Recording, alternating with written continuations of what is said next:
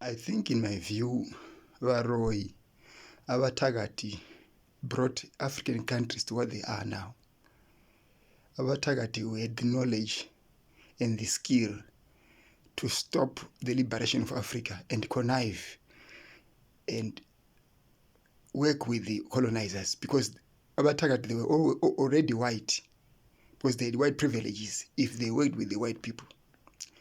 This is how Abathakathi Varoyi became leaders in political parties, became leaders in churches, became leaders in schools, became leaders in even traditional organizations of black people.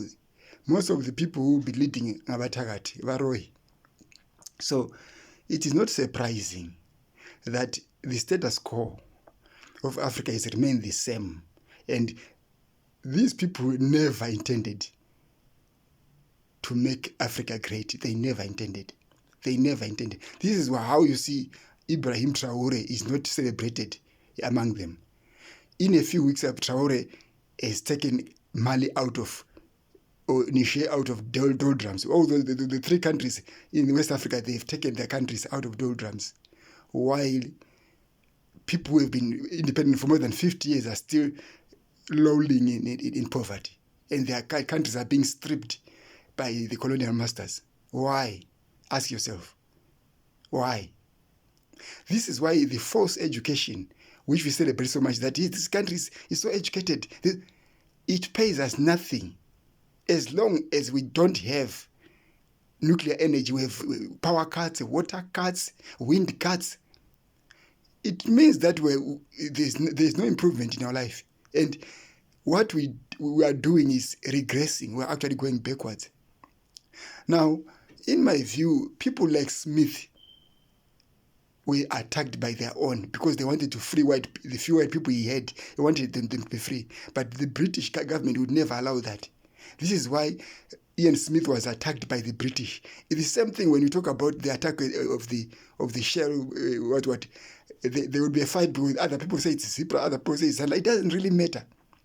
In my view, Smith had gone wrong. So the British had to teach him a lesson, and they formed these parties to destroy Smith and come back in the gaze of liberation, when actually they were the same people.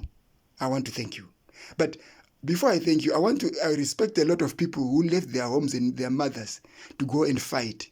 It's not their fault that things turn out this way. Please don't blame them. Some of them have got their heads are in the air, their hearts are somewhere, their brains are somewhere. Some of them they're still all right, but they're working. And the ladies and gentlemen who left their homes to fight, I respect those war veterans. I respect them.